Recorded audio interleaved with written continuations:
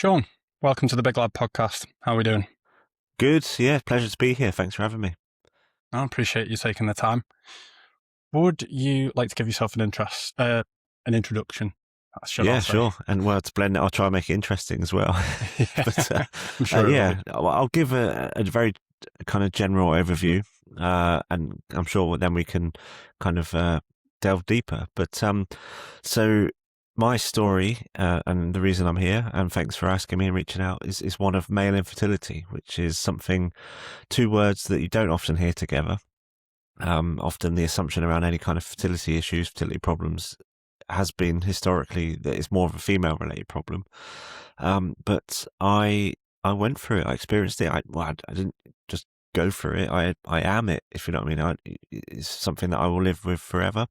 So in a nutshell, so my wife and I got together in 2009, married in 2013. And as part of when people are courting, to use an old fashioned term, when you're dating, you go through those kind of initial conversations about what you want out of life and your hopes, dreams, aspirations. And it's like, you're seeing if it's a potential suit for a long term partner. And one of those conversations that is quite kind of, I think, pretty much any couple might have it is about children. And we were both very aligned on that, both wanted kids. But we both knew that we wanted to live life a little bit as well. We were kind of mid-20s when we got together, and so we put that on ice, assuming, like everyone does really, that as and when we wanted to have children, that it would be like turning on a tap. So like I said, we married 4 years later, but then it wasn't even 4 more years until after that, 2017, where we started trying to grow our family. We kind of realized we're at a stage in our life where everything suited that. We had moved out of London to a kind of a smaller town just outside of, and even then had bought our second house, which was a semi-detached with a bigger garden drive. It's like, you're doing all the things that society tells you do. You get married, you get this house that's ready for a family, and then it's like, right, okay, let's have kids. And then until it suddenly became apparent that it wasn't happening, the months dragged on and on. Each month brought more pressure, more pain when my wife's period would come, and kind of when that you build up your hopes and you go, okay, yeah, this is our month, but then a period will come and those hopes will get shattered again. And that, I mentioned pressure, that builds every month, especially so then often a female will start tracking her ovulation to know when the optimal periods for trying to conceive are, and then that becomes very apparent to the bloke because I know many men who are then kind of asked or told like where you need to be at a certain time, and there's not very sexy. It's like you start feeling like a bit of a robot, and Booking it in the diary, so to yeah, speak. exactly, yeah, and you do that. It's very common, like especially when the months do roll on and on.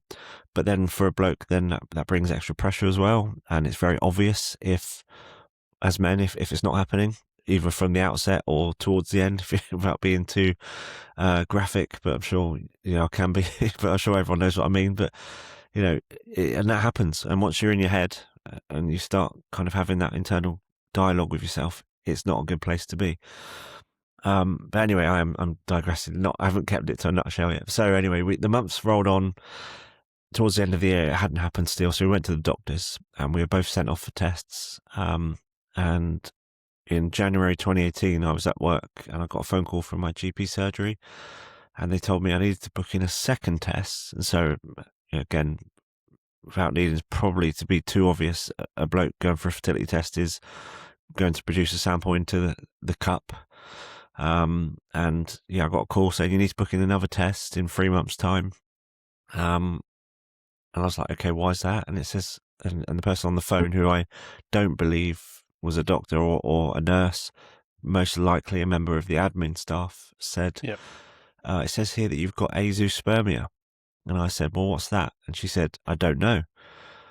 So I was like, okay, booked in the next test for the 3 months' time, which I can go into as to why that. But at the time, I didn't know why I had to do it in 3 months' time. I was like, why can't I do it next week? But I can obviously expand on that. But got off the phone, got onto Google, sat on a concrete slab outside my work place to find azoospermia. It means that I have no sperm. It was obviously the first time I'd heard that word, and that word essentially was a life-changing moment. It was a life-changing word, and it was just delivered to me in that manner. She actually stumbled over the word. She didn't know how to pronounce it because she had clearly never seen it or read it before. So I phoned my wife to pass on the news, and I think that I very much went into shock. Went in within myself, which as a bloke, that's kind of something which is very common. The second test confirmed the same, no sperm. Because I'm like, hang on, men have tens of millions of these things. Why have I got none? So it's like the best way I can describe that moment, that diagnosis, is it was like I was pushed into a river, and that river at times is like, it's like rapids. It's fast flowing. It's dragging me under. I couldn't breathe. Trying to pop up, grab a breath. There are other times where it like slows right down and it's not moving. And you want to move, you want progression, but you're just stuck in the doldrums. And that often is like when you're waiting for appointments, referrals, tests, results, next operation, the next anything. Sometimes it does feel like just there's nothing happening, and you want it to so desperately. And that was like the whole of the rest of that year, really. 2018, nothing was happening. In 2019, things did pick up a pace a little bit when we successfully managed to get NHS funding for a couple of fertility rounds, essentially, which is, you could do a whole podcast on because it's so unfair. It's literally, you might have heard the term postcode lottery. That is the perfect term for fertility funding across the UK. Like in Scotland, they get 3 rounds. Certain places in the UK do none. Where I was at the time in Hertfordshire, we were eligible for 2. And to even get that funding to hit the eligibility criteria, it's like, there's so many hoops you've got to jump through, so many points of failure, and it's very strict. So we managed to navigate that. In 2019, I had 2 operations to try and rectify or have some sort of improvement. The first one in March of 19. And so you think, like, this is over 2 years since we started trying, over a year since I got diagnosed. And finally, in March 19, I had an operation called a varicocele embolization. And I'll go a little bit more into a varicocele perhaps in a bit, but essentially it's a large cluster of veins that sit above the balls, and it can be very detrimental to sperm health. Not that I had any, but it was something. It can, if there were any to be found later down the line from a more kind of intrusive and invasive operation I was going to have, sorting out that varicocele was the best course of action at the time. But the reason our balls hang below our body is because the optimal temperature for them is like 2 to 4 degrees cooler than body temperature. These veins are like a big varicose vein, like you get in your leg or whatever, but they sit above the testicles, and they essentially overheat them and cause the sperm factory to be too hot, and can be very detrimental to sperm health. So that's relatively. That's why also they say when you go in saunas and things like that, you should wear ice packs, basically. Yeah.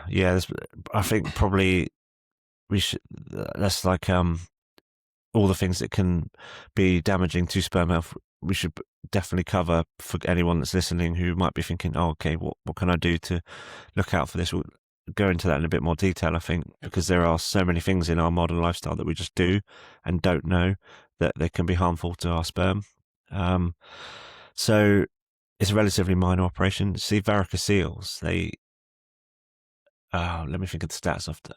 So 12.5% of all men have one, but in subfertile men, they are prevalent in around 40 to 45% of men who have fertility issues or poor sperm. So they're very common when it comes to men who have got kind of fertility issues. So I had that addressed. I had to wait another 3 months to have my follow-up test. So basically, the reason being is that the sperm cycle is around 2.5 to 3 months for sperm to be made, regenerate, and form to a mature state. So that, again, I mentioned that kind of waiting another 3 months. I had that follow-up test, and it was like of no change. And for me, that was like my absolute lowest moment, because I had put so much hope into that. operation, and it was nothing. It didn't, no change. And again, these diagnosis or results being delivered over the phone is not the one, because my wife had just pulled up with me. She was taking me to the train station to go to work, and got the phone call, and we were just like, we were both crying, like at rock bottom. And as life often does, and can be so cruel with its timing, but a lady walked past our car with a pram with a baby in, and it was just like that thing that we wanted so desperately. It's like, you're looking at someone, it's so close there, but for us, we didn't know if we would ever get there. It was so far away. Even the notion of it, like there wasn't a light at the end of the tunnel at this point. So then in August 19, I had the nuclear option. I had my balls cut open, and under general anaesthetic. Not much fun. I had an operation called a microteasy. So yeah, they literally go right in there, looking straight from source. I wasn't keen to have this, as you can imagine. I'm not surprised. I'm wincing just hearing you talk about it. Yeah. I mean, the recovery period was for 5 days. It was like, from bed to sofa to toilet. Ouch. And even that was like walking like John Wayne times 10, like horrendous. And then, but yeah, 4 weeks really, until I was really, and it varies. I know of people who are kind of all good after 2 weeks. It all depends on how long you're under the knife for, how much exploration they do. And I think they'd done the full, so they told my wife as I was going, or told both of us as I was about to go under, that it could take anywhere between 30 minutes and 2 hours. I was in there for the full 2 hours. So yeah, a lot of recovery needed. But it's major surgery, so it has risks. Obviously, like, really traumatic ones, blood loss, etc. But one of the side effects or risks is that it can potentially just decimate your testosterone. And I was already concerned about my levels, which is a problem with people with hypogonadism, which is what like my form of fertility was, that my balls basically just didn't work. My levels were already quite low for where they should have been for a mid-30-year-old. And yeah, my fears came true in both respects. Firstly, straight after the operation, the results were given to me that they found nothing. It was like the one time I didn't have to wait for any results. The surgeon and the nurse were stood over me as I woke up. Yeah, they said, sorry, there's no sperm found. But also later down the line, in the kind of following weeks and months, I just felt awful. And again, something I can go into in more detail, but about low testosterone. But I ended up now, and that was 2019. I'm now on TRT and will be for the rest of my life, which is, I see a lot of ads on social media and stuff about TRT. It's a lifelong commitment, and it can have serious repercussions if you don't need it, i.e. fertility. So just going back to you obviously waking up from that surgery and the doctor giving that feedback straight away, what's going through your head at this point? Well, I've got a photo I can share it if you want, but I'm literally lying there with this massive like padded codpiece on, like bed socks, like like the surgery socks come up to your knees. And my missus has got a picture, and I'm gurning with my thumbs up, but I can only put that down to the anaesthetic. But do you know, I can't remember too much about that moment. I think again because I was just coming around from general anaesthetic, but I remember I certainly didn't crash like I did after the first operation's results. I was just, I basically, part of the reason why I didn't want to have the operation was because I was pretty convinced that there wasn't going to be anything there. Yeah. But my wife had kind of said, so we had started exploring alternate routes to parenthood, and which takes a lot of exploring internally, in my heart and soul and mind. And I started to I was like, do you know what? I think I can do this. I think, and this is something that we definitely need to come into more, but like, my role as a man, like, what is that? Is it dependent on me passing on my DNA or not? And I went for a lot of self-discovery and realized that actually that I didn't need that. So I was like, no, I don't want to have my balls cut open. Let's move towards an alternate route to parenthood, like sperm donor conception or adoption. But my wife said, well, what if you didn't do it? would that question mark always be there? So I ended up doing it because I felt that was a really good point. And so, but saying that, it wasn't like I was just like, right, cool, let's go. Like, yeah, that was a negative, because I thought that I was at that point of acceptance before then. And then when you get Yeah. some news like that and it's so final, it's like that door is being slammed shut. I did take another couple of months just to kind of, and I think part of that was the physical healing that I needed to do. Gave me a lot of time, like, to sit and think as well when you can't walk. You know, there's only so long you can scroll or like watch TV. So I was reflecting a lot then. And so Outside of your wife, what other support was there for you, if any? absolutely Was there none. any? No. Absolutely none, no. And that's part of the problem. It's like, first of all, I went into a hole. When after the diagnosis, for about a year and a half, I was not talking to anyone. I was barely talking to my wife about it. Very practical stuff, like, you know, about when our next appointment is, or what do we need to do next? Where do we need to go? When's this? When's that? Practical stuff, man stuff. I was like project managing it, okay, but I wasn't talking about my feelings or anything like that, and I didn't know what to do with those. I didn't have the kind of the upbringing and emotional intelligence to do that, because, you know, I grew up in the 80s and 90s, and as a boy we were taught just to show anger, play wrestling Man or up. British bulldog and man up, yeah, girls cry and all that. So I didn't know. And, you know, and on top of that, I had this, I was just, my ego and my identity were being absolutely attacked. And when I did start looking eventually for support, there just wasn't any. So then it made me think, oh, bugger, it's just me then. I'm the only bloke this has ever happened to. The clinic, like fertility clinics and stuff, the only support they could signpost me towards was their in-house counsellors, which were all women. I was like, well, I ain't speaking to them. Like, because, you know, again, as a bloke, You've counselling, not got someone to stigma. relate to, have you? Yeah. And I'm like, I can't sit and talk to a lady about this. And look, don't get me wrong, I did in the end. And I say to guys that I speak to now, don't make the same mistakes I did. But that was my ego speaking. But yeah, and, you know, and eventually we did pursue an alternate route to parenthood, and we used a sperm donor, and the kind of the happy ending is that we had twins after, you know, it was still bloody hard to get there, because all of this stuff, this was like all the stuff on my side, the baton still hadn't even shifted to my wife for the fertility treatment, which is not a guarantee. Anyone who thinks, if anyone ever says like, oh yeah, we're having IVF, and you don't have any personal experience of it, a lot of people just assume that equals baby. It's really not. It's like, Yeah. success rates aren't what they all, like what you might see on kind of in advertisements. It's a lot goes behind it, and it still blows my mind now, knowing everything that, how hard it is to conceive, and people still get knocked up without trying, Yeah. or on one night stands. It's just like incredible. The odds are just so remarkable. And but yeah, we were blessed with twins in February 21, in Ray and Evelyn, and life has been absolute carnage since.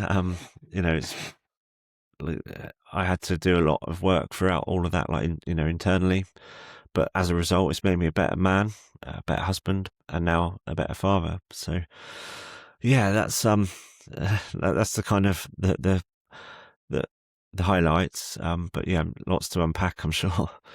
So, just going back to what you said earlier about what it means to be a man and passing your DNA on, what sort of, I guess, growth in a way did you have to go through, knowing that it wasn't your DNA that was getting passed on and it was through sperm donation?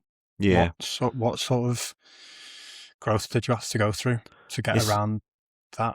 it's a long process, because essentially, right, so when you get diagnosed with, especially in my case, like azoospermia, no sperm, but even subfertility, you know, like I said, when I was getting with my missus and we're talking about our hopes, dreams, aspirations, we want kids, what you're doing then, you're forming this like dream of your life, this path that you think you're going to go on. And that dream, it's not tangible. It's just this kind of thing that's in, you know, in your minds. And when that gets taken away, It's like, say, it's like a cloud. It's in the air. It's above you somewhere, and that cloud just starts like dissipating. You don't have anything to hold on to there. And essentially it's grief. And that might sound odd because when we talk about grief, we talk about the death of a loved one, a family member, a friend, even a pet.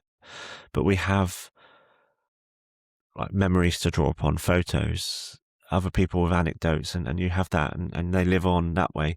When you're losing hopes and dreams, it is a grief. My ability to pass on my DNA was dying. My genetic ability to father a child was dying, and it's a disenfranchised grief because no one talks about this. We all, know roughly what to say if someone says they've lost someone. But in this case, there was no one talking about it when I was going through it. And part of grief, you go through the stages, the blame, the denial, anger, depression. But the last part being acceptance, and that's the bloody hardest bit to get to, and it takes a lot of work. And for me, it talks about ego and identity. So ego is like the surface level thing that we build. It's like a shield almost. This what we portray and put it out to the world, and that's based on like our upbringing, social media, like mainstream media, friends, peers, parents, teachers. It's all stuff that gets formed. And when something like this happens, it attacks the ego because it's this thing that we're putting out to the world. And that was stopping me from progressing, really. It was the questions that I was asking of myself were not healthy, progressive questions. They were like, well, what does this make you as a man? That's the ego speaking there. I was like, well, if I can't pass on my sperm and pass on my DNA, if I don't have sperm, what does that make me as a man? Our job is to procreate, right? Like, blah, blah, blah, like caveman stuff. That's what we do. We provide the food, shelter, fire, and sperm. And that was just attacking that. And that's so surface level. But you then start to, it gets chipped away, and it's what you can only do it once you start getting below the surface and start asking yourself better questions to really establish your identity. And that's the key point here, because the ego's not going to take you forward. The identity is. And I said about, poor questions, for example. Well, what does that make me as a man? Good questions. Well, who am I as a man? Like, and that's a hard question. Who am I as a person? Whoever goes through life asking themselves that. I didn't know how to answer that. So I don't think I asked it as a direct question to my wife, but I said something along the lines of, I don't know who I am anymore, almost like a rhetorical question. And she answered it by saying things like, you are, your humor, your compassion, your empathy, your resilience, your humility. That's what I married you for. All of those. And you realize, yeah, that's my character. That's my identity. And hang on, all of those things are not reliant on me being able to pass them on via DNA, genetics. They are character traits that you learn and that you can pass on through nurture. And that was the start. That was like, to use an analogy with what, talking about sperm and stuff, but that was the seed that was sown for me when I had gone right back to my core as a person, as a man. I'd had to unstrip all of those armor, those layers of armor, and get to the inside. And then when you're there, you can then start readdressing those factors like that suit of armor and become stronger for it. How long did that process take for you? And do you think you've fully been able to grieve the situation? Now we're talking sort of 5-6 years later. Yeah, I think I'd say I've grieved it. That's done.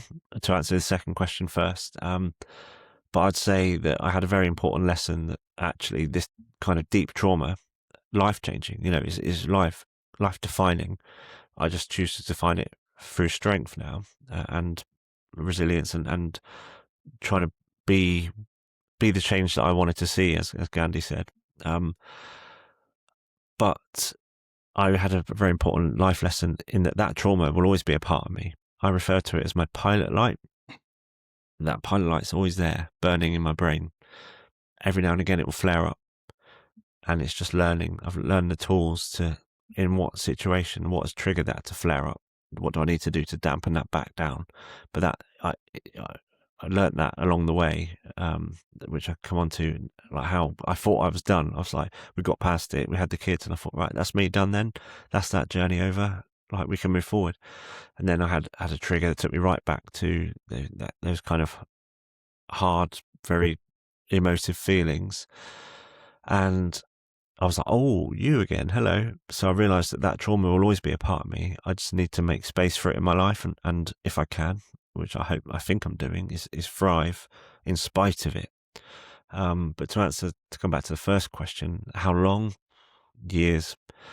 And, and part of the reason for that was because there was no other men talking about it. There was no support. There was no shared community to talk about this stuff with. And that, I don't know, I'll come on to it, but that's what I do now.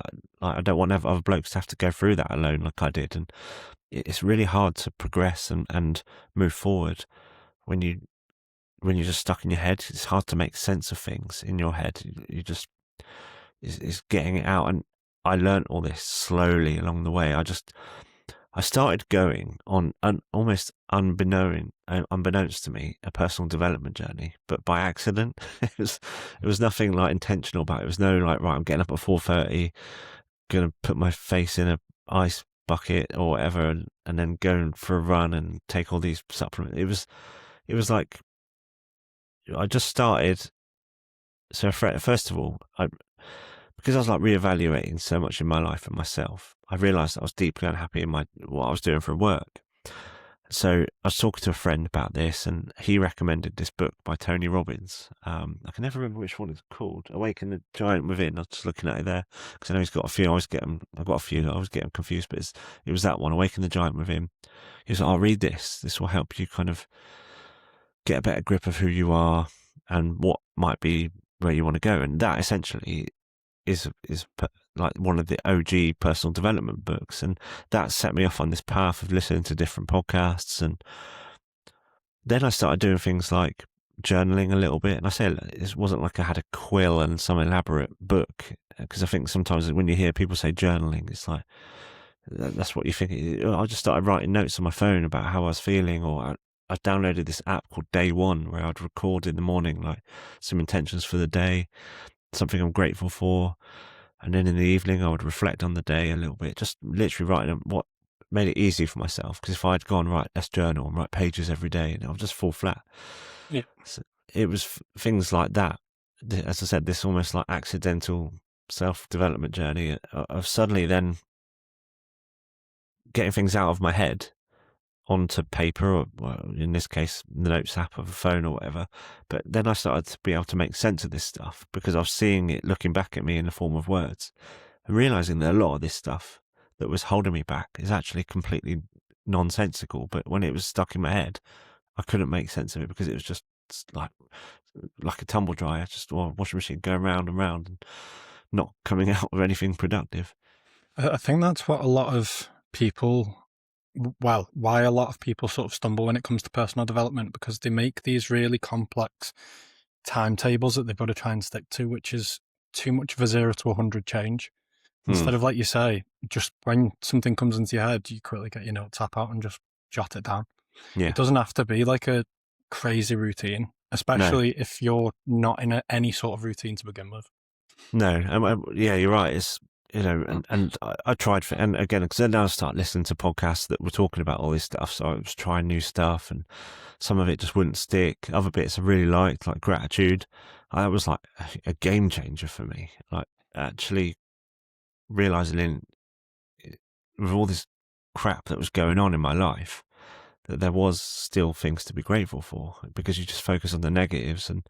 But actually, one thing that I introduced at that time, so 2017-ish, like, or 2018 more so, after the diagnosis, and has been now a core part of my identity, essentially, is exercise. I was like, I wasn't unfit. I was a classic gym membership holder, might go once a week, a couple of times a month, whatever. I could do a 5K, without kind of much effort, but I wasn't like, it wasn't a serious part of my day-to-day life. I enjoyed going to the pub like after work on a Friday. I lived and worked in and around London, so it was very social, like whether it's with colleagues or friends. So then, when it became apparent that there are changes you can make to improve your fertility, I was starting to control the controllables, make lifestyle changes, and started introducing exercise. But what I found with exercise is that for me, so I tried, I tried things that didn't work. I tried things like meditation. I got the Headspace app and all that, and it just didn't work for me. And I know some people who absolutely swear by it. I just couldn't do it. I couldn't quiet my mind. But exercise, I realized, was like meditating. Yeah. Like, be in the gym, like listening to music, or I'd lose count of reps or sets or whatever that. And I know, like you might argue, as a PT, but that's great. If you're doing something the way you can't remember that, like what you're thinking about, and your mind's gone, that is meditation. It doesn't matter whether you're Zen and you're sitting in that kind of position that I think we all attribute to, like, meditation or whatever. And you don't have to be going like saying if you're doing something, no matter what it is, you're singing a song or whatever, and you are not thinking, your thoughts aren't there, that is meditation. And I found that exercise was that for me. I totally agree. I'm the same, except for I've been called a psycho for this, but I don't listen to music when I work out. So I'll go to the gym, or like before this podcast, I went on a 70-minute run, no headphones, and just completely switch off, let my brain just basically dump the day. Yeah. And before I know it, I'm at 70 minutes. I'm like, hold on. Nice. Like, how did I get here that quick? And Love that. there's some studies that show as well that exercise is as good or better than SSRIs for mental health as well. When you think about it practically, so let's say you go for a run outside, to use your case there. Well, I don't know if you did go outside, but let's say you go for a run outside. Running gives you exercise, as we all know, and everyone goes, exercise gives you endorphins. Okay, that's a happiness chemical. You go outside, you're whether the sun's out or not, you're getting serotonin from being out in nature, a happiness chemical. You finish it, you do it, you achieve, that's dopamine, another happiness chemical. And if you're doing it with someone else, you're going to get oxytocin as well. That's shared sense of achievement. And that's 4 of your key happiness chemicals there that are just going to be flowing. And tell me someone who's done a workout and gone, I wish I didn't do that. Exactly. No, the amount of times I've been in a bad mood or just couldn't be bothered after work, and I go to the gym and I come back a completely different person. Yeah. Is like, I've been going to the gym for, I think, nearly coming up to 15 years. And there's not once that I've gone to the gym in a bad mood and not came out in a better mood. Yeah. And what you mentioned there, so when I go to the gym, I always have music on, partly because I live in a village. And so the headphones is a clear sign.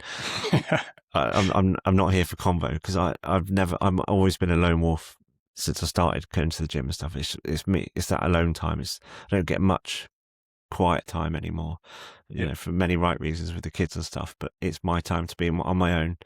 Of course, I'm not rude. I'll say hello to people, maybe have a quick chat. But I see them all like chatting away and in between their sets. But yeah, I'm that's for me. It's just like my time. But when I go out for a walk or run, always no music. And that's something again that I found, because I was always just going for a walk and putting a podcast on or something. I was never just leaving my mind time to wander. I've spoke about this on a few episodes before, where I say that we often get distracted doing something else whilst doing another task. So it could be going for a walk, it could be washing the dishes, anything like that, but you're distracting yourself with something else. Yeah. Where instead you go out for a walk, you can hear the nature around you, you're just more in the moment in a way, instead of distracting yourself with something else. Yeah, and being present is, like, in this day and age is it's very difficult. Yeah, exactly. Like, everything wants our attention, and I know it's not always easy, because, like, you might need to be contactable, but if you can do something without, like, so I live in Cornwall. We moved down there a few years ago, but I surf, and I'm not saying that I'm like hanging 10, getting barreled and that, but I go out on the water on a surfboard and do my best, but I haven't got my phone. and it's glorious. It is absolutely glorious. And like, if I go out for a run or a walk, I'll not take my phone, and not having that thing that is vying for our attention constantly. And like, I mean, I don't have any notifications on my phone anyway. The only ones I have is the old school SMS and telephone, like a phone call. They're the only things that make a noise on my phone. Everything else is silent, even WhatsApp, and that people know, like my close family and friends know, if they need to contact me, you need to contact me like it's the early 2000s. That explains why I had to contact you via email to organise the podcast as well. Yeah, it's because otherwise, from the very moment we wake up, the world is trying to get it, like it wants our attention. And I'm just as guilty of it for things like, because for various reasons I need to have my phone on at night at the moment, which I can't really go into, but. So my phone is next to me. I used to plug it in to charge downstairs, which I would hope to reintroduce at some point, but I need to have my phone on. But so yeah, I just fall into old bad habits. First thing I do, wake up, my phone is the alarm, because we've got old school alarms, but my phone's there, so I use it. Just you do it. Any notifications? Yeah, okay, they're on the screen. You're looking at them, and it's I'd rather not. Yeah. I had it last week or the week before? I went hiking in the Lake District. I didn't have signal for 8 hours, and it was absolute bliss. The only thing I used my phone for was take a photo, because the views are unbelievable. But that was literally it. It was literally a camera. Love it. Yeah, it's it was so good. And you put your phone back on, or you get a signal again, and the world hasn't fallen apart. Everyone's okay. Yeah. It's that's the thing. Is again, we're conditioned to believe that we should be contactable at all times in case. Well, I've said recently that if I didn't have the podcast and do the things that I do, I wouldn't have social media. Yeah. I don't see the benefit in it outside of me doing what I do. Yeah. Funnily enough, just yesterday, I said to my wife actually about the irony is a meme that I saw on social media, but it said it was something along the lines of every day I fight the millennial urge to just want to delete everything, all my social medias, and never go on them again. And because I grew up before it, and I still just about remember what life was like before it. Yeah. No, I was actually saying, I saw a similar meme actually yesterday, and it was a group of mates that do a thing called doing the 90s. So basically, if they meet up to go for food or go for a walk, they all leave the phones at home. Nice. And just enjoy being present with them like we used to. So so me and my mates, I'm really blessed to have like 5 mates that I've grown up with since I was 5, and we're all still mates now at 43. And ever since phones first became a thing, I think we soon cottoned on to how detrimental they were in social situations. So whenever we go for a night out, and they used to be a lot more common. Now that's maybe 2 a year, but we have this rule we just call it tippers. So if someone takes their phone out without asking permission, everyone else has full carte blanche to smash it out of their hands, like up. And so it's all right when you first start the night and you've kind of got your wits about you. It gets harder and harder as you get drunk, because it's such a reaction, especially as blokes, usually in our front pocket where our hands go in, and you feel a notification, you're just conditioned to look at it. And so you have to, I want to say you have to ask permission. So people are like, every one of my mates now has got kids, and and things going on. So it might be that something, and so you might feel your phone buzz and go, look, my phone's just buzzed, can I get it out? It might be my missus having a problem at bedtime or whatever, and then everyone goes like, yeah, cool. So you do it. Like, no, it wasn't usually, but as it goes through the night, it gets harder, and you hit it from the bottom up. And I have been in pubs, bars, nightclubs where I've seen iPhones just going flying. But what we do, like we get in the first pub and we go, right, lads, tippers is initiated. Because when you do it, usually as you're doing the big smack, you go tippers. But it's great, and it's just we just know not to. And you, after the first hour, you get past it. That kind of dopamine that the phone wants to give us constantly, it subsides, and you get it then from the situation you're in. We've been doing that for probably 20 years. No, I like the idea. And often what I'll do if I'm sat around a table with people and they get the phones out, I'll just stop speaking. Yeah. Yeah, I've done that before. It's good. Yeah. Yeah. And they go, "Oh, I'm listening." You go, "No, you're not." Yeah, no, you're not. You've got your phone out. You're Yeah. scrolling, whatever. But to go back to the podcast, you mentioned before that it was your ego getting in the way of sort of being able to get past the situation and grieve. Why, other than ego, do you think men suffer in silence when it comes to fertility? Is it mainly due to not knowing how to speak about it? Is it because there's lack of support groups out there? What is I it, think, and what can people do to get around it? yeah, it's like many of those things that you mentioned, like traditionally, we've been led to believe that men's fertility isn't at risk. That, when you get Rolling Stones, I think like Jagger and one or two of the others have had kids in their 70s or whatever, so you just go, oh yeah, so sperm doesn't decline. Women get told from a very young, well, women are born with all the eggs they're ever going to have, and they are conditioned to know that oh yeah, you have this fertility like time. What's the word I'm looking for? Ticking time bomb. Yes, yeah, it's like it's always declining year on year, and as you get towards your mid to late 30s, it's really kind of the pressure's rising, and but as men, we've always told that, or led to believe certainly, that we don't have issues, and it doesn't decline, and it's usually always going to be on the women's side. And sex education at school is all about how not to get pregnant or how to avoid STIs. And I remember my first few encounters, 17-year-old, maybe a bit younger, but just in case my mum listens, but, like being naked near a girl, like petrified that it might knock her up. And it's just, like I said earlier, it blows my mind that people manage to do that. Knowing now all the moving parts that need to align for that to happen. But and it's just not talked about how common it is. Is actually, so 1 in 6 couples worldwide, this is World Health Organization stat, 1 in 6 couples worldwide will struggle with fertility issues. 50% of that is due to the man.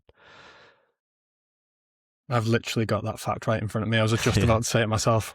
But yeah, It's weird when you break it down, and it kind of makes sense, because it takes two to tango. There's two parts to the equation, but it's just never been treated that way from like mainstream media, society, everything. And it's often seen as a female issue, isn't it? Yeah, absolutely. And, gynecologically, there are a lot more kind of moving parts, so to speak, whereas we just have the sperm. But there are so many other bits that go into it. So there's that element. So we are not led to believe that men's fertility is necessarily an issue.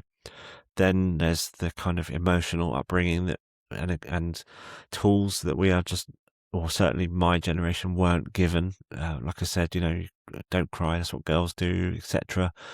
The only real emotion that we get told or shown that it's okay to express is anger, because we see it on TV all the time. Men boxing, men wrestling. Like, I definitely, grew up in the pomp of the WWE era, and I loved it. And superheroes against villains and things like that. Yeah, exactly. Yeah, like all the films and stuff, and like men are fighting and stuff. And so actually, then when you're doing something that is a real emotional ringer, and of course you have to, you have feelings come up, and it's like what is that? I don't know how to react to this. All this stuff that I'm feeling, this confusion, this heartache, this shock, the isolation, and then, like I said, probably about a year and a half, 2 years down the line, when I do start looking for other men talking about it to kind of try and connect with someone, and there was no one, it just compounds that feeling of isolation, and you go, okay, it's just me. And that's a very lonely place to be, when you think it's just you, no matter what it is you're dealing with. But certainly something, and look, like conceiving, trying to like grow a family, it is private stuff. Okay, so I'm not trying to get past that,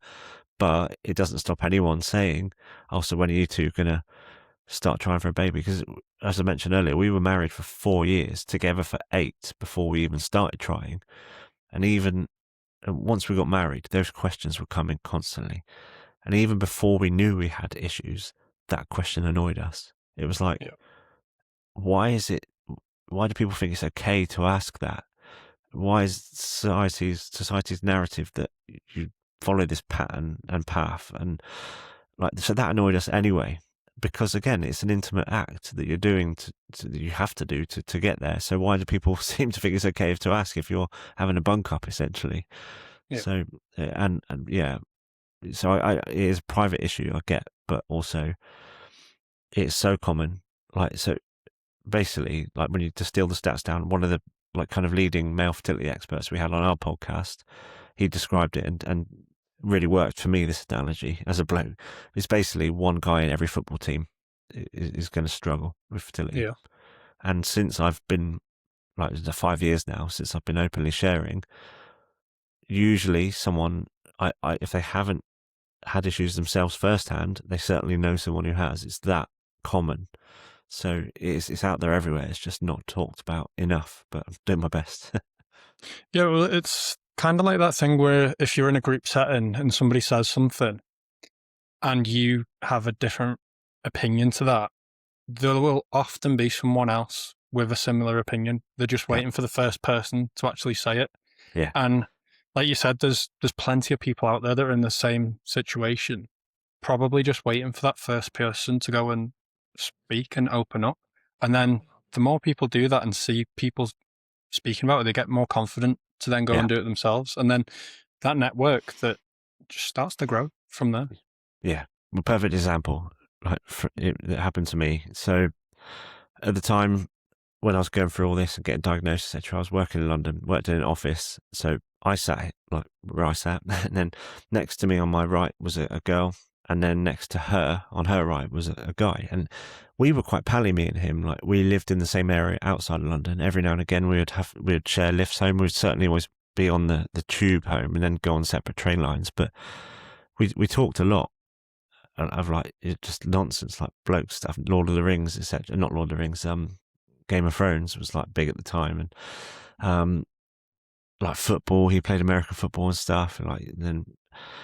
So eventually, when I started opening up and telling people, and told I had to tell my workplace. This was essentially the start of me talking, because it got to the point where I was having those operations, or due to have them, and you can't, because this is part of the pressure that I'm digressing a little bit. But part of the pressure is around fertility stuff is that clinics are open like Monday to Friday, sometimes Saturdays.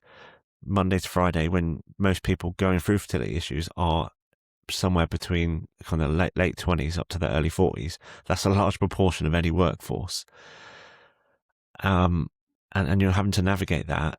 Like, I had to go and give samples, go and knock one out, like on the way to work sometimes, and try and push my work start times back, or take annual leave, or take sick leave to go to appointments. So that was an extra stress. But then when I was due to have these operations, I was like, there's no way I can hide my sick note, because it was going to be certified sick leave from, like, written off by the doctor at the fertility clinic. How can I hide scrotal surgery on a sick note? So I had to tell my supervisors, who were, there's two of them, two blokes, had 6 children between them, 4 and 2, and they were geezers. Like, I thought I was going to be throwing myself to the wolves. I told them they were top drawer, and they were so good.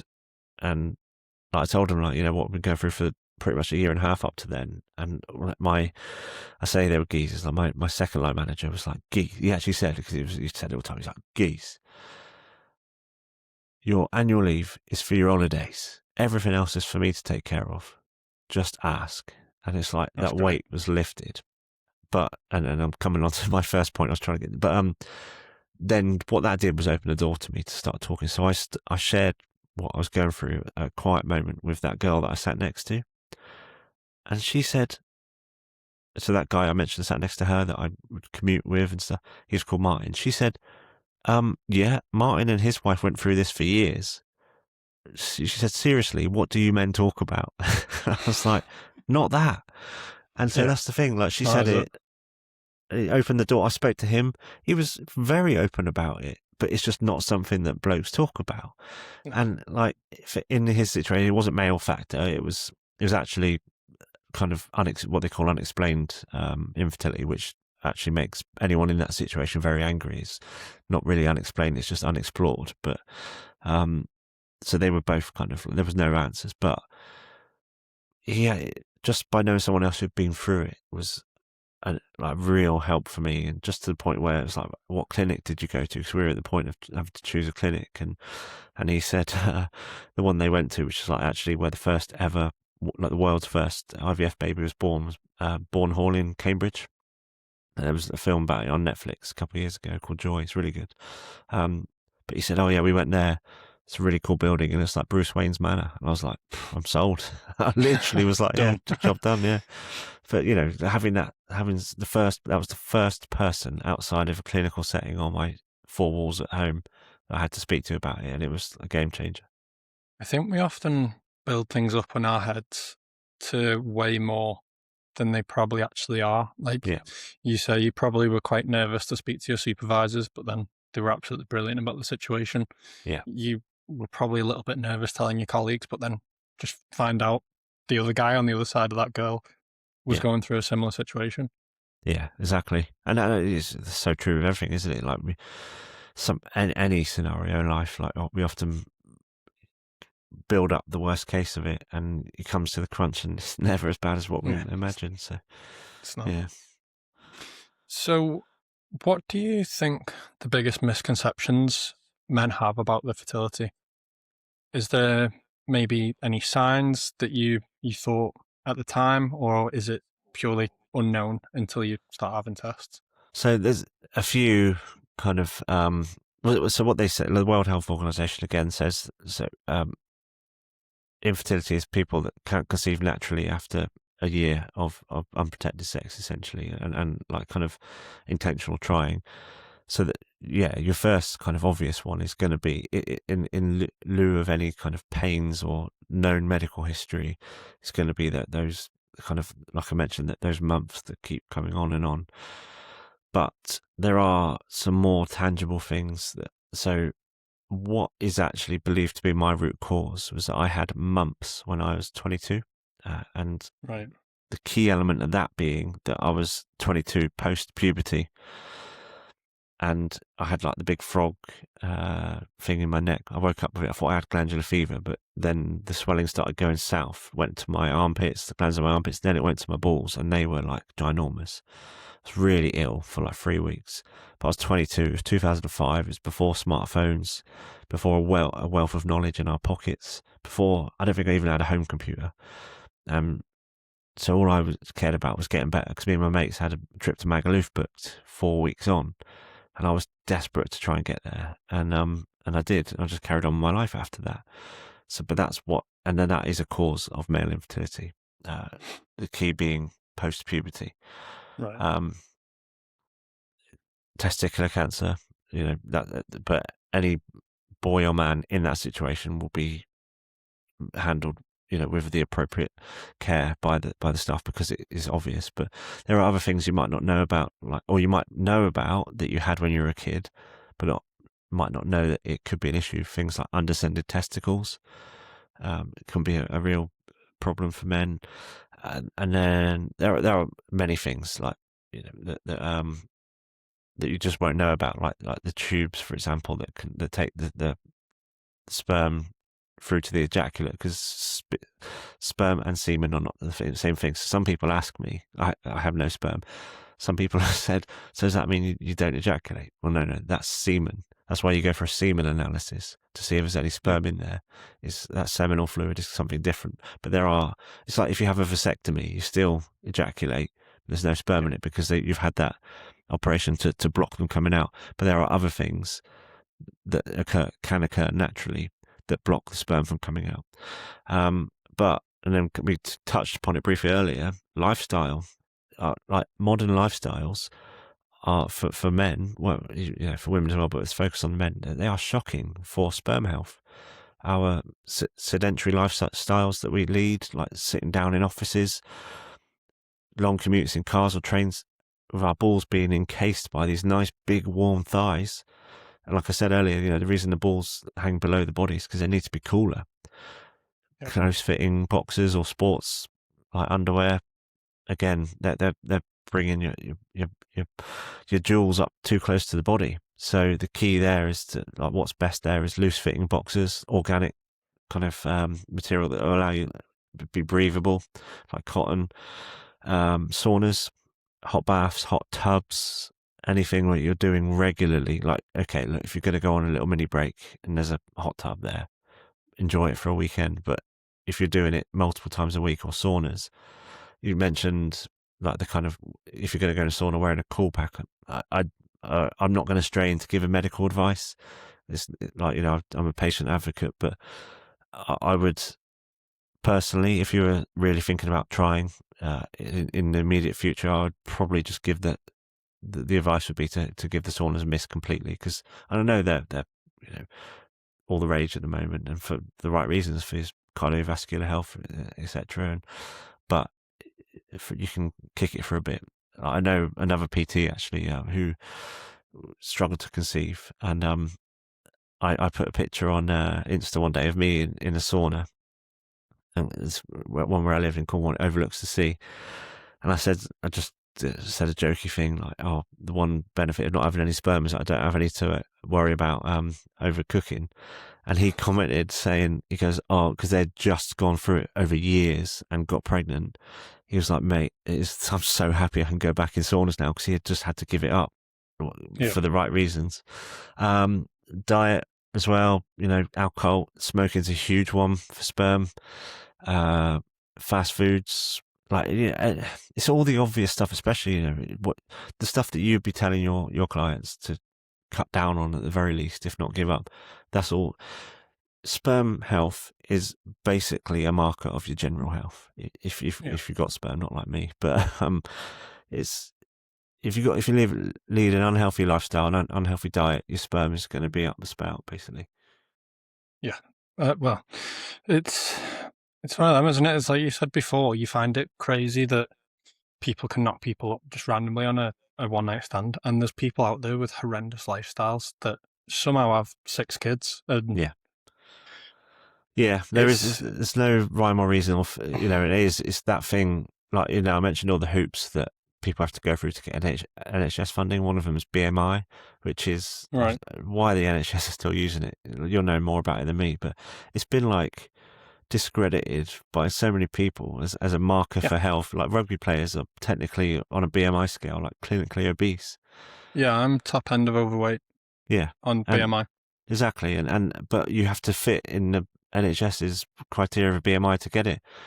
And you're like me and my missus, like, we were never unfit. She was a lot fitter than me. Her family are actually kind of all athletes and have competed at like high levels, but we were only just scraping through. And then you're looking at, I'm not going to be too disparaging, but on certain, but you're looking at other groups who, let me just put it politely, who are very obviously not healthy, who are knocking people up. And you're like, this is ridiculous. So yeah. Yeah. BMI is a mad one. Like, if I was to get back in the optimal range, I think I'd have to lose something like, sure, it's about 5 stone, something like that. Wow. And that would be so And unhealthy for you. like, I would be going back close to the weight I started the gym at Wow. 15 years ago. It's so I would ridiculous, be honestly. disgustingly lean Yeah. and very unhealthy. Yeah. Like, it'd take me years to get rid of the muscle that I've built up in the gym to fit in a box of optimal BMI. Yeah. And and that muscle that you've built, like how good that is for your bone health as you go into later life and stuff like that. Exactly. And it's so outdated, and they're still using it. And they are stopping people from having fertility funding, and thereby treatment on the NHS.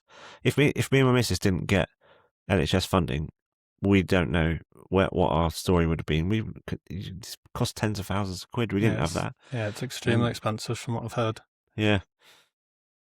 So going back, I think we went past it quite quickly. Once you'd obviously realised that you couldn't personally have a child, what was the conversation like with your partner in terms of, then taking the next step towards sperm donation? So those conversations started after the first operation, the varicocele embolization, because I hit rock bottom, and when you're at rock bottom, there's only one way you can go, and that's the best thing about being at rock bottom. You can only go up.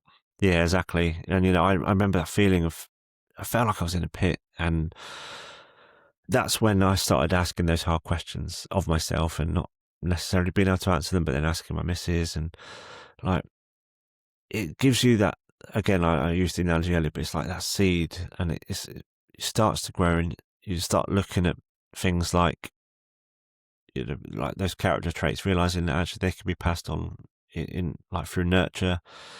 And then I started looking at my own family makeup, and it's funny because not funny, but funny, but this is 2.5 years, well, 1.5 years past diagnosis, 2.5 years after trying, but you realize the answers are often closer than you realize at first. Like, so for example, and this is not going to be the norm for most people, but my granddad on my dad's side wasn't my biological granddad. And because a generational thing, this is quite rare back then for my nan to have got divorced and remarried.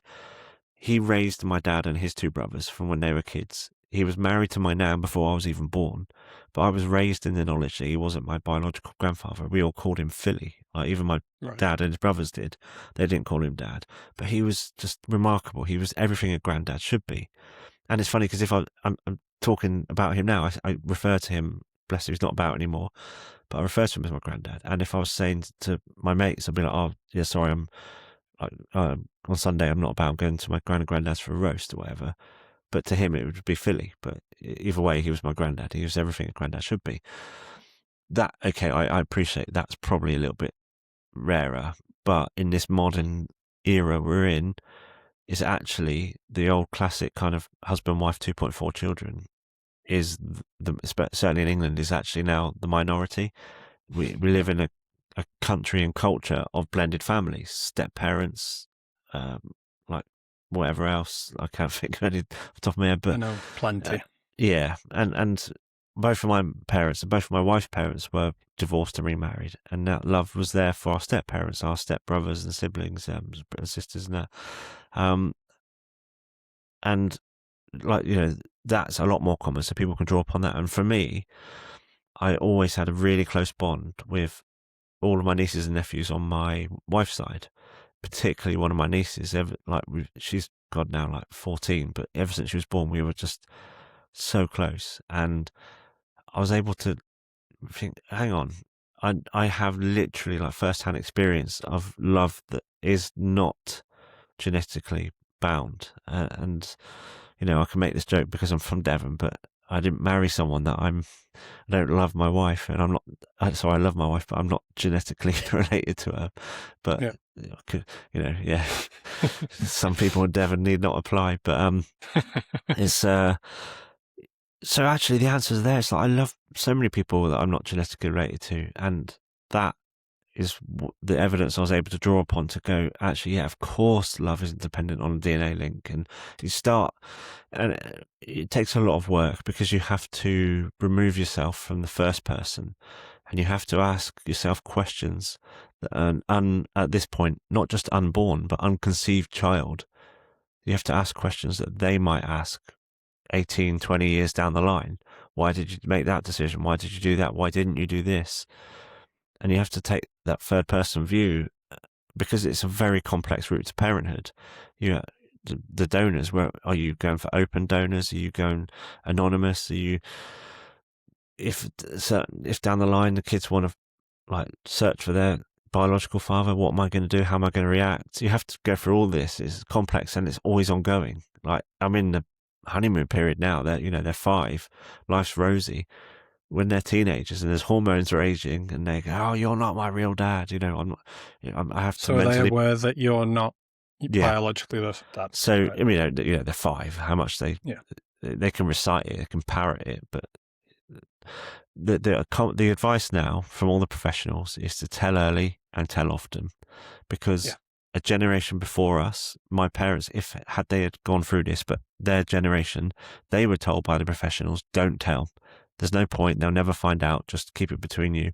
That has led to this generation now, our generation and below, because those doctors, those psychologists, counselors, whatever else, they didn't know the internet was going to come with Ancestry.com and at-home DNA test kits, how prevalent they would be.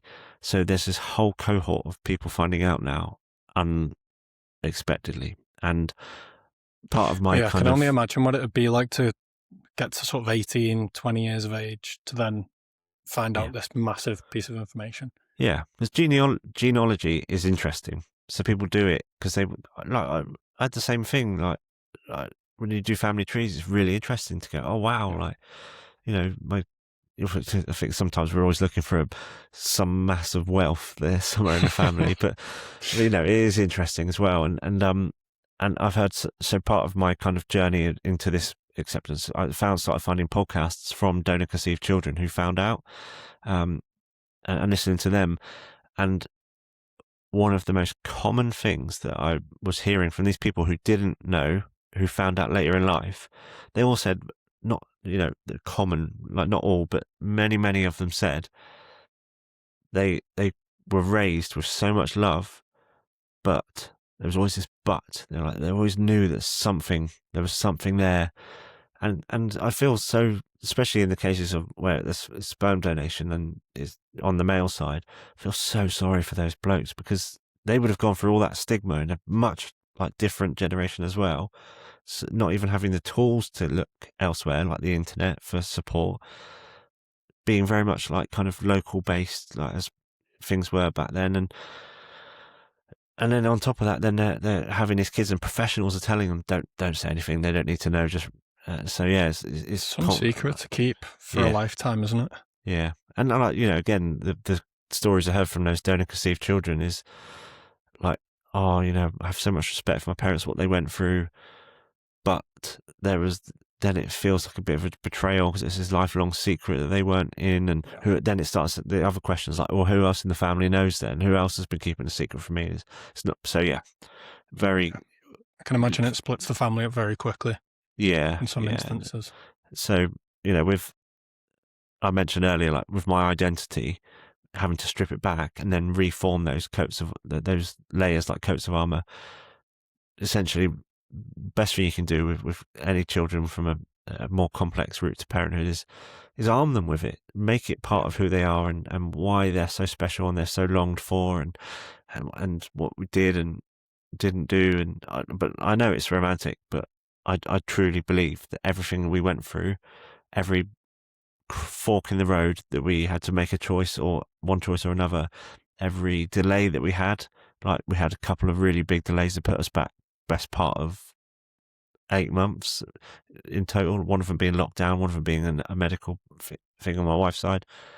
They were leading us to where we needed to go, to that donor, which was then going to take us to our kids.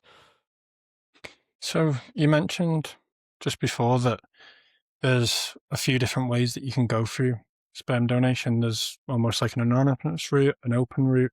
What is the situation like? Obviously, I've not been there myself. Is it essentially like a catalogue of people? I don't know how it works.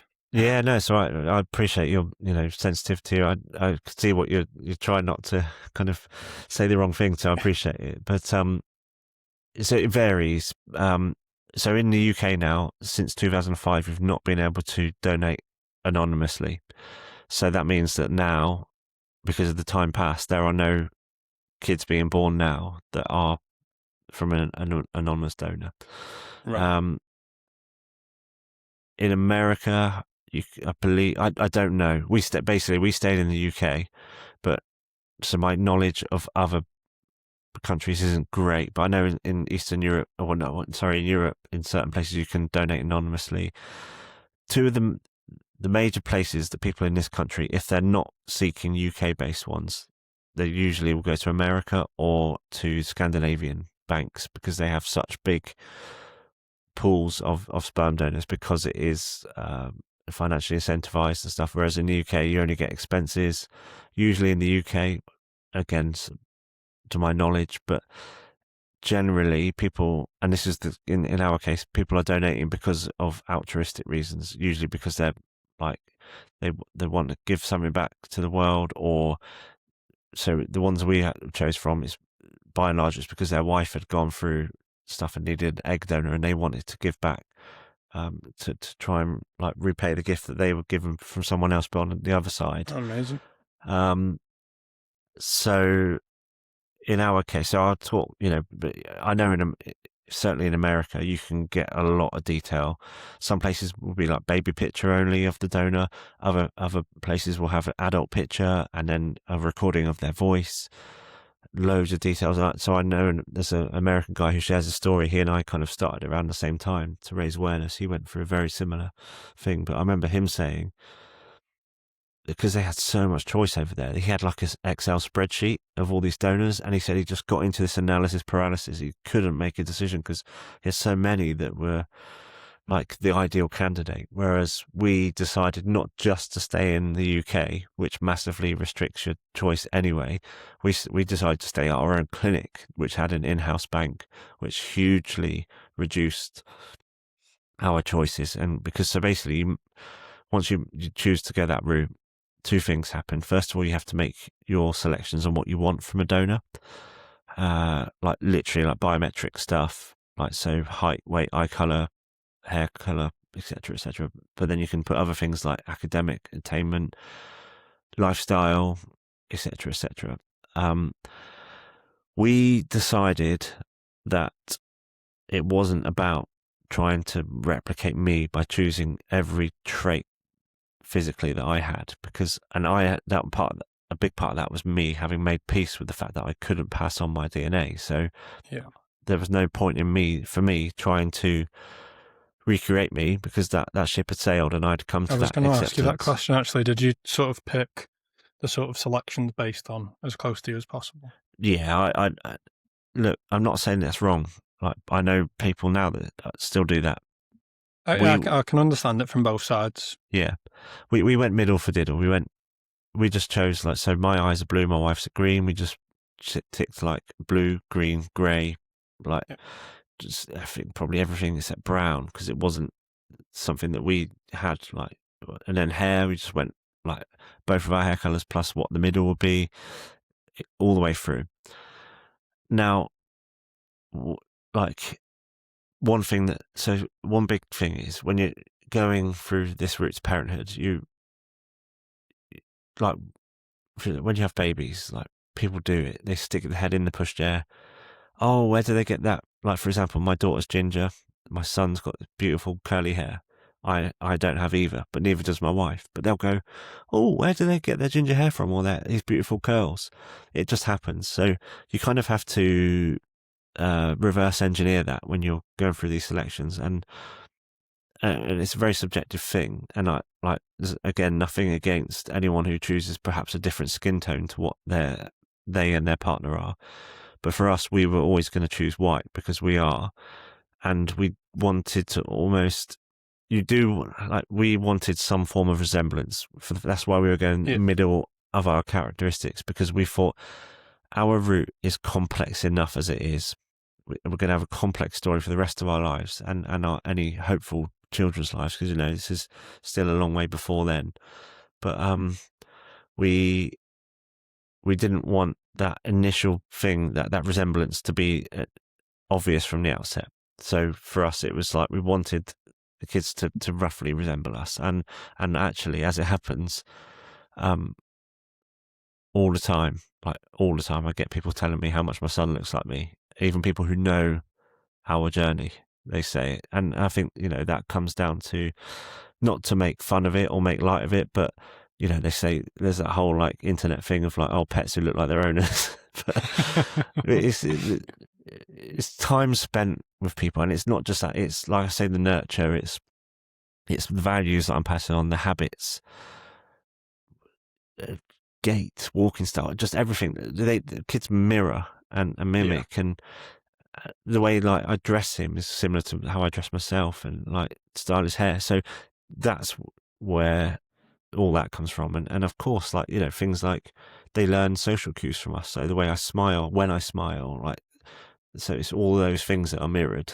That's where the resemblance. And my wife actually gets the because no one ever says it about her, and biologically they are hers. They never say it about a daughter either, but everyone, so not everyone, but a lot of people say about like our son resembling me. So there you go. What sort of feeling does that give you when you get those comments about your son? Just like nothing really. I'm pretty. I yeah, I'm pretty neutral. I don't. Right. Yeah, certainly it doesn't trigger me. I think it's whether that's maybe what you, but also I don't feel like proud because I can almost pass for his dad, if you know what I mean. Yeah. For me, it's just it's just a comment. I say, I usually joke it off and say, so like for example, I mentioned when people stick their heads in your pushchair and that when you've got babies, and so at first, when I didn't really know how to take that or deal with it, I would often just go, I think probably from my wife's granddad, he had really curly hair, for example, blah, blah, blah. But then I went through this stage, I think it's part of my kind of healing as well, where I would just start telling strangers, okay, we used sperm donors, it's probably from them, mostly to the older generation. And then, because partly it was a bit like, you need to learn it's not okay just to stick your head in the pushchair, especially post-COVID, because our babies were COVID babies, and just ask these intrusive questions, and you see their reaction. But it's education for them as well. But then I kind of moved past that, back into the laughing it off phase, or the kind of unlucky for him type thing. But I don't need that validation from people to say that he might look like me, to almost prove to myself that he's my son, because I know he's my son, because I'm there every day, I'm present, and I'm show up in other ways. So that's what, I get my feedback from him. I don't need it from others.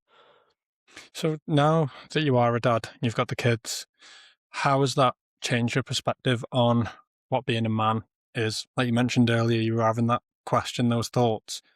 Now that you are a dad, what does it now mean to be a man to you? Hot topic after that Louis Theroux documentary, right? I haven't actually watched it yet, but I keep seeing it all over my social media. Yeah, and I think I'm going to have to watch it. It is what it is. It's like, I wasn't overly bothered by it or anything. Like, like you said, it's everywhere on social media and that, but it's they are controversial characters, and you'll find them in anything that you look for, whether it's like feminism, politics, religion. You'll find those people who are extreme, but it's just that kind of manosphere thing is a hot topic right now. So it's getting, but yeah, I learned that because I'd previously talked about kind of ego and what you build to portray and put out to the world, but I had built this notion that of like what I thought was a man, which was this kind of constant strength, that emotional, like level-headedness, but you realize that it's not all of one thing or all of another. It's a bit of everything. Like, it's showing that I can be strong in situations, but I can be vulnerable, and I can be calm, but I can be not calm if the situation dictates it. I think it's just what being a man is being a person and just being well-rounded. But ultimately, it's about presence. And because I struggled with this, not through the donor conception side of things, but by being a new parent, a new father. I really struggled with knowing what my place was at first. And this is very common, to the point where there's a book on it by this wonderful, she's an evolutionary anthropologist called Anna Machin, Dr. Anna Machin. And I was lucky enough to get her on our podcast, because she's been on some of the world's biggest, been on like Diary of a CEO and Modern Wisdom. And so managed to get on ours through a mutual connection. And she has devoted her academic life to the role of a father. And I heard her on Modern Wisdom, and that episode I've recommended to so many new fathers. Like, a very good mate of mine had his first child in the autumn last year, and he had the same things, biologically related to his kid. It's his kid, like no fertility issues or anything. He had the same feelings that I had, of like, what am I? Because I and he were raised by our parents' generation, which was a different notion of what a father is. Very absent. They are the provider, like then out to the pub, that kind of thing. Like, raise his voice and like all that kind of thing. I don't really raise my voice unless it's a danger situation, like where that kind of that's where that the fight or flight kicks in or whatever. But typically, I'm not a shouter. I'm not a bollocker. I'm very. So I was like, well, what am I then? Because I'm not that kind of shouty dad. I'm not. My wife and I earn similar wages. I'm not that the financial provider. I'm not very good at DIY. What am I? And Anna's book was just remarkable in teaching me that basically your role as a father, as a man, is to be present, to be safe, to even rough and tumble play. Like she talked about that, about the importance of that, and from the by and large the man's role in that. And I was like, why? But it teaches so much about their kind of risk assessments, pain thresholds, when to push, when to stop. It gets all those things we talked about earlier, those happiness chemicals. You get that in abundance doing rough and tumble play. I was like, oh yeah, I do all of that. But yeah, ultimately, to the long-winded way of coming right back round to the role, my role as a man, as a father, is one of presence and setting a good example that we are balanced and we are not ever pig-headed and fixed in a certain situation. I really, one of my favorite things in life is having my opinion changed. Now, it might sound a bit like airy-fairy or weak, but I hate it when people say they see someone online or something and they make a judgment about them.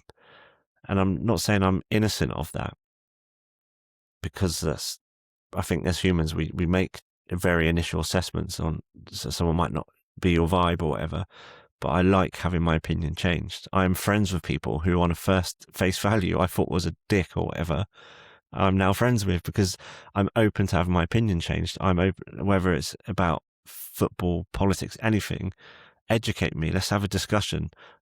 I think it's a bad trait to just be shut off and go, no, you're wrong. And so I always teach that as well, is that you kind of ask questions, explore, be open-minded. It's having the emotional maturity, isn't it?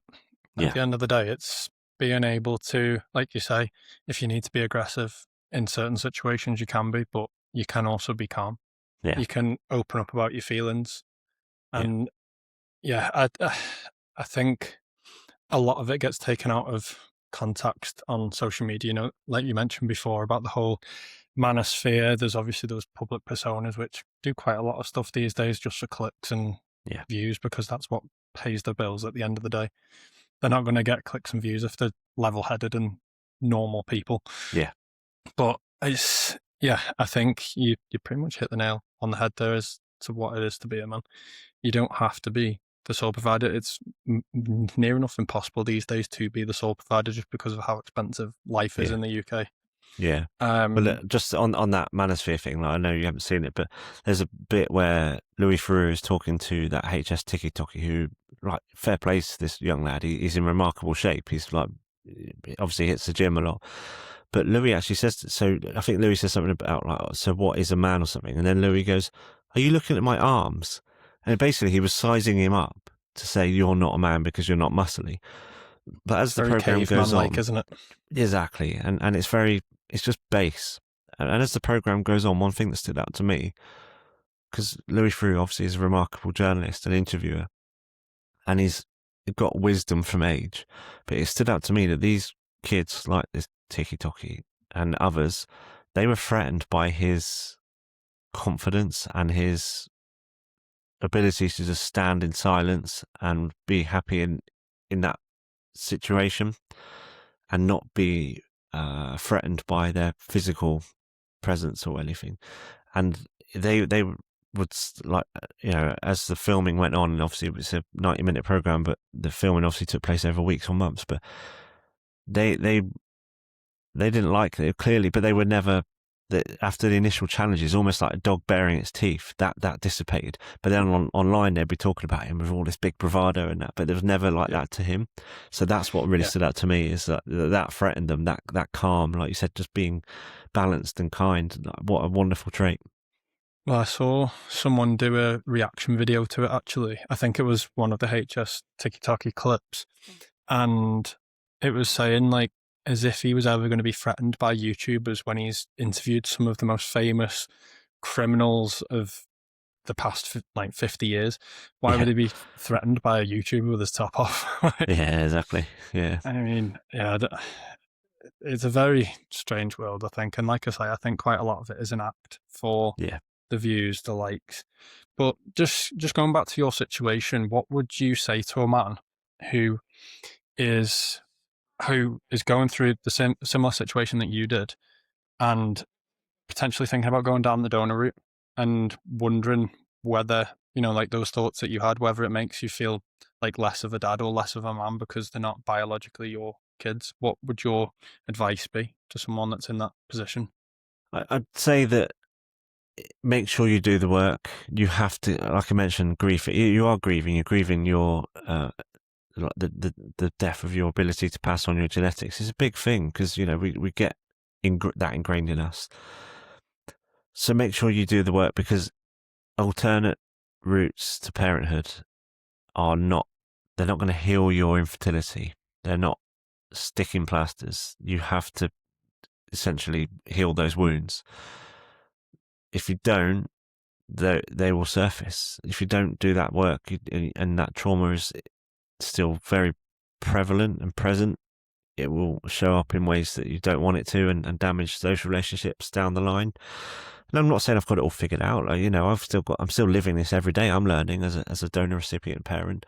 But I think before you've made that decision to bring another child or a child into the world, and I think look, really realistically, every intended parent should be going through these deep conversations of, are we ready for it? But we don't. People just, like we're saying, they just do it.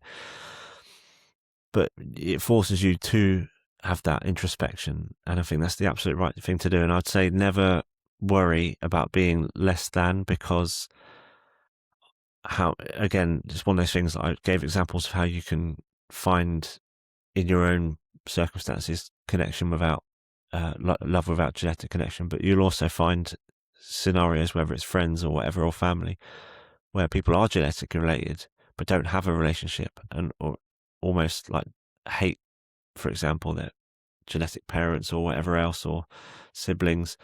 So again, that thing of like having a genetic connection doesn't just automatically qualify you for bond and connection. It's in the everyday. That comes from showing up, being present, being there in the hard times, being there during the night when it is like ridiculously solid, like being sleep deprived, but still carrying on, making mistakes, still showing up the next day. That's what being a parent is, and that's what anyone has the ability to do. But you've just got to make sure that you're ready for it, because it ain't just gonna allow you to go, right, yeah, that's that bit done. Let's move on. Yeah, I guess, like you said, even if you are able to conceive, it is a huge commitment. So you've Yeah, got to be ready. It's not just the fact of wanting kids, it's being physically, personally, like mentally ready as a couple to actually yeah. go and have a child as well. And a fertility struggle essentially is like boot camp in that. It is realizing that you are ready and going through hard times, giving you newfound levels of resilience as an individual and as a couple, bonding you, unfortunately, sometimes breaking you as a couple. I do know people that don't make it as a couple, and it's really, really sad, because I can imagine it puts a lot of stress on yeah, it does. And relationships. like we always used to say, it was a bit of a mantra between us, but because we didn't know any other friends that were going through it, and even when we started opening up, we didn't, like, in our immediate circumstances there weren't, but then like kind of in the outer circle there was. But we used to say that we were being presented with this challenge because we were strong enough to deal with it. That was kind of what helped us get through it. And it was It's a good way dark, of and looking at it. yeah, it's like, you find these things because you need hope. This is one thing that keeps you going, really. And it was things like that and that was always behind kind of that, like, no matter what happened, if it's bad news, good news, but deep down, the kind of thing that kept us going was that kind of security of each other, and knowing that we had each other's backs. And even when I wasn't particularly open, I was always, my wife always knew that I was there, and was in it with her. What was, if you don't mind speaking about it, what was your wife sort of going through it at the same time, did she struggle with the situation, or was it Yeah. mainly one-sided? How?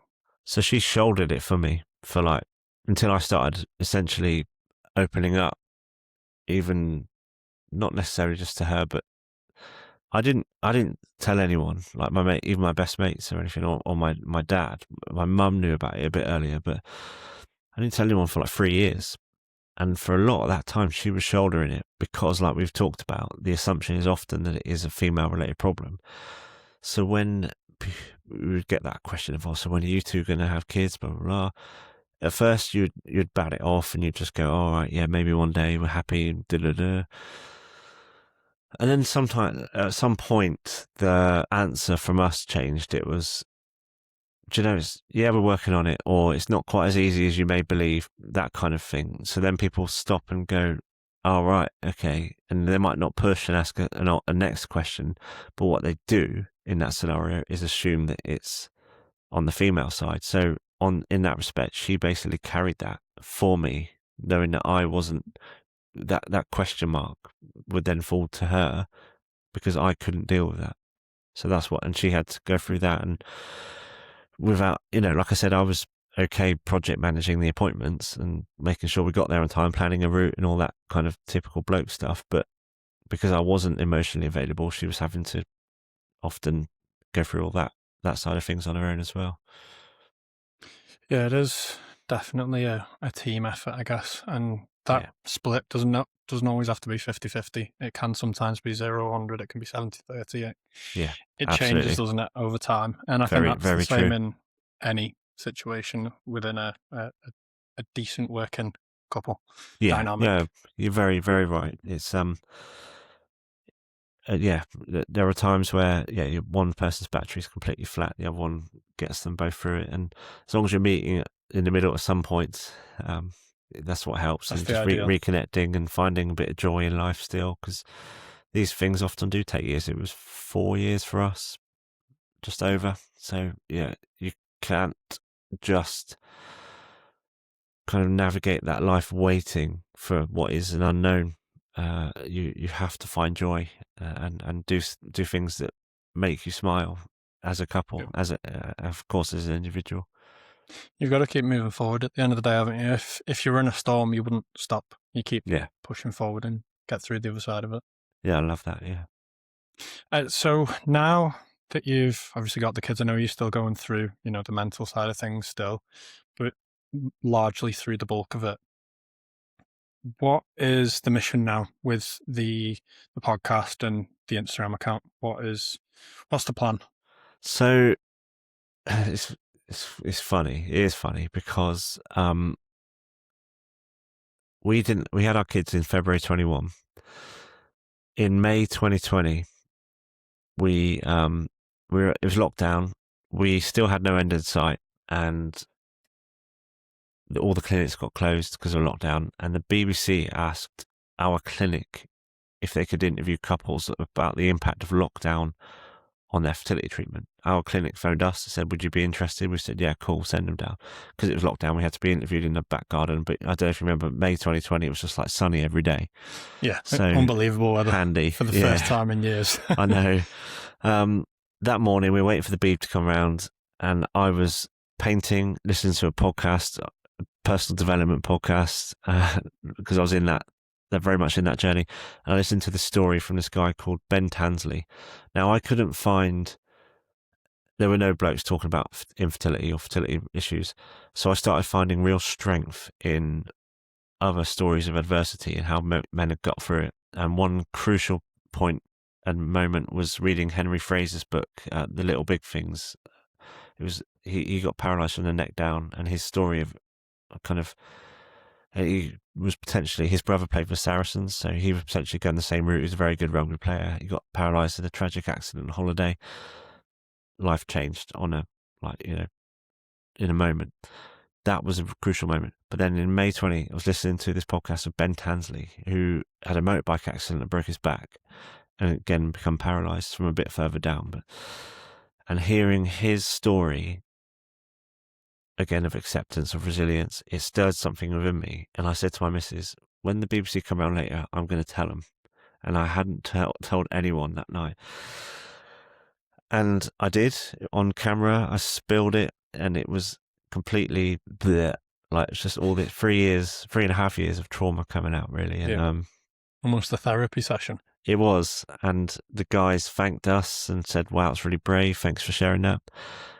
So then I absolutely crapped my pants and thought, I can't have my friends and family finding out through this news article. So I spent that whole evening phoning everyone, telling them, and it was amazing. It was an amazing moment. Like, some of my friends cried, just saying, like, "Well done, you're so brave. Like, thanks for sharing this, and I'm so proud of you." But and then, funnily enough, when the interview went out, none of that made it, because it wasn't what they were there for. It was about lockdown and fertility treatment. But I then, in the days after that, so, and I'm really sorry, this is a long answer, but in the days after that, May 2020, I said to my wife, "Right, I want to share my story wider. I don't want any other men to be as isolated as I was. I want to do something about this." And it took me 8 months to do it. And I put my Instagram out. I came up with this handle, Knackered Knackers. I was like, that sums it up perfectly. I tried to come up with all this, like, really meaningful stuff. Just didn't really feel like it worked. So I came up with that. I was like, perfect. And I put it out there. It took me 8 months to do it, because I was petrified of being trolled and questioning whether it's the right thing, where I should just navigate it and then go into the distance like everyone else does. But I just kept getting this compelling feeling to do it, and I did it, and it's just gone mental since. It's like, I was just bombarded that night with, if there was like I know now, like, this is obviously all pre, like, AI really, but now you get like AI summaries of, like, for example, like a Google review or whatever, on Amazon review. It takes the median words. If there was like an AI summary of the messages that I was getting in the comments on my post, it was finally there was a man talking about this. And it's just been mad, really. Like, I then met Kieran, who you must get on. He's a PT as well, but he struggled with fertility in a different way. He just had, I say just, I'm downplaying, of course. He had an extremely low count, but he managed to improve his through lifestyle changes and what he knew through his kind of profession. And we then started a podcast, and we both had that kind of itching feeling that there was more to be done. So last year we launched Nexus Fertility, which is a platform for men who are in any respect struggling with fertility, or even if they are supporting a partner who's going through it, because it's, like you said yourself, you're in it as a partnership. There's not many other scenarios that I can think of in the medical sense that you're in it as a couple. And of course, I'm not taking anything away from people who navigate it on their own. You get people, like, becoming solo mums by choice, for example, but usually it is as a couple. Yep. And yeah, it's just that space for men to connect. So at the time of speaking, we've got just under 200 guys in our community, and it's just, like, remarkable, considering when I was going through it, I couldn't find one other. So yeah, it's a really unique space where everyone's, like, bringing each other up, supporting each other, having a bit of banter, talking about our sometimes, like, it's the funny stories that occur in the sample room, because you can have some I can imagine there's a few scenarios. Yeah, there's some funny ones, like people forgetting to take the lid off and stuff, and it's just yeah, I know, what a waste.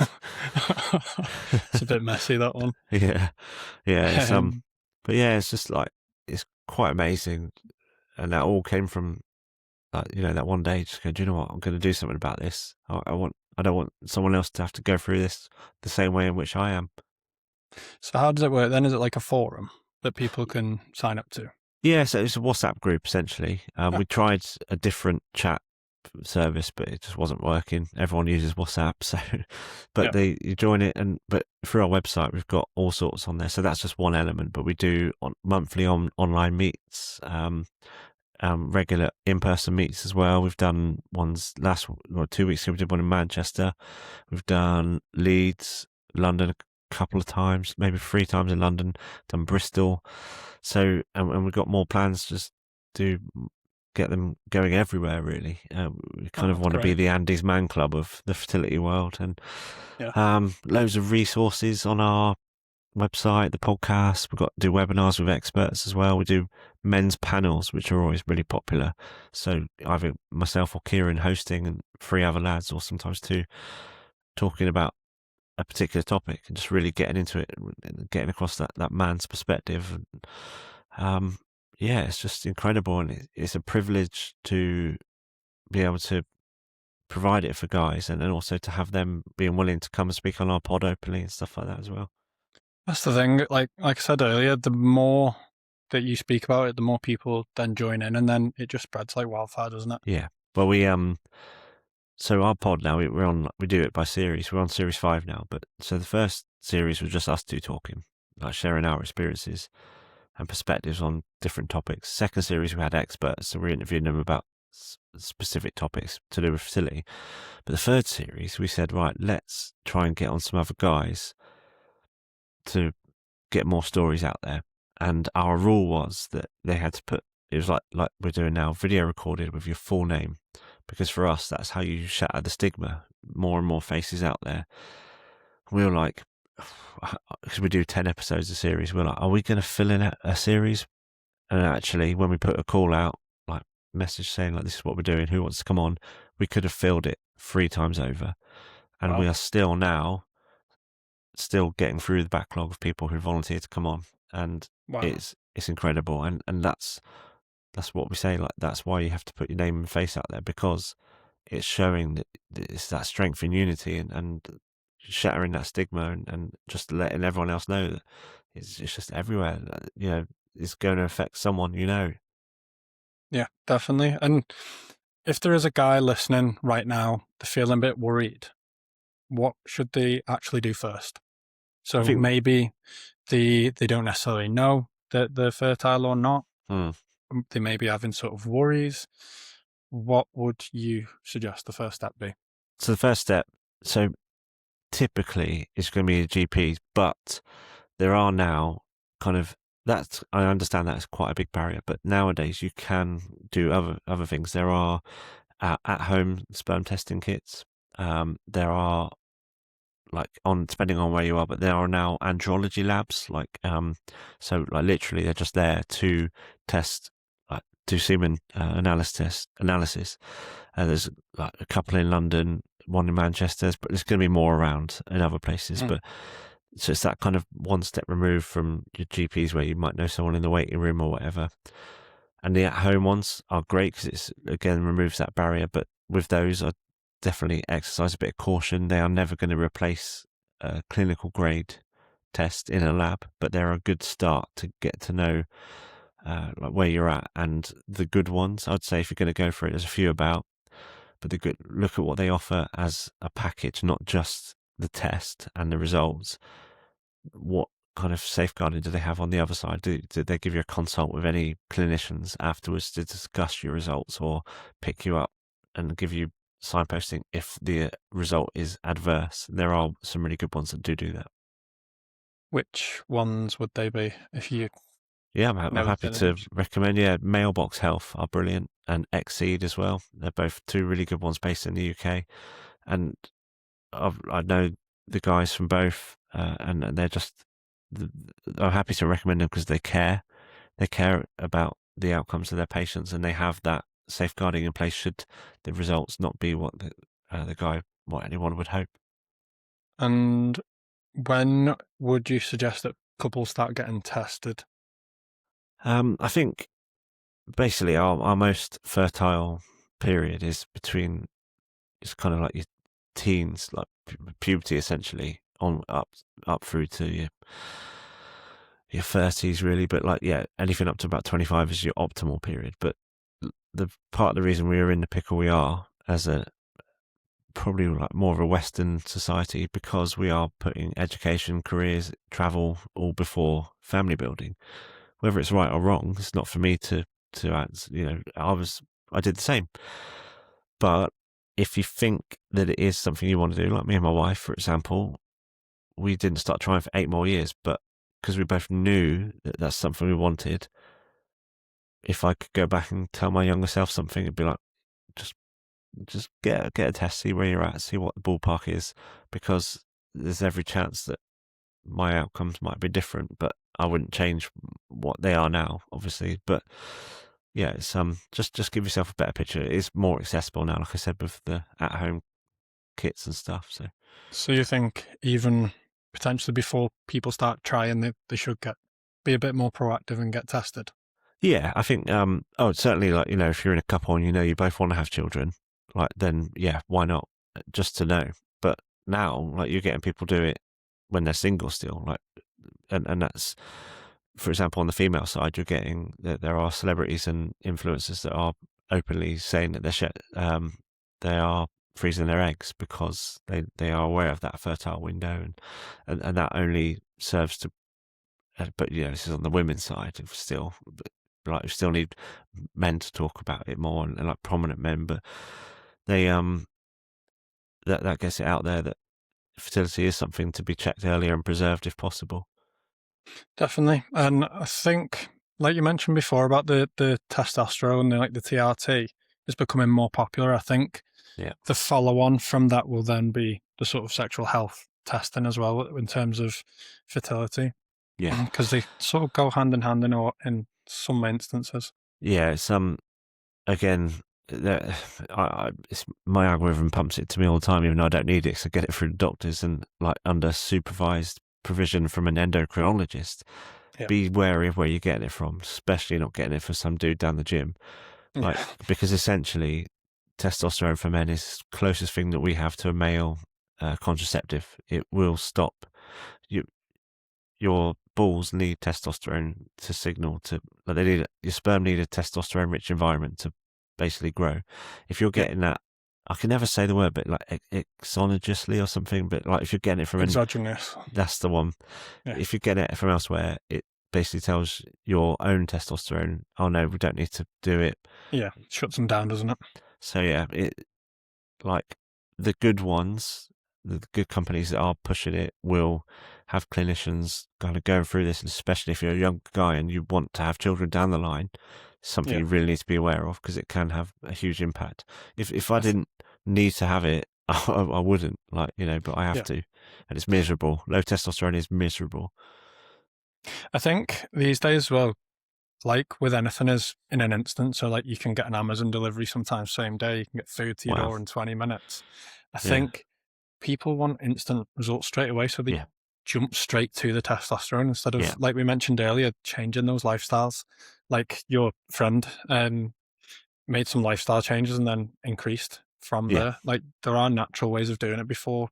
Like you've mentioned, it is a lifelong commitment once you start taking it. I didn't want to have it, so I was like rock bottom. had like brain fog, low libido, dizziness, hot sweats. It was awful.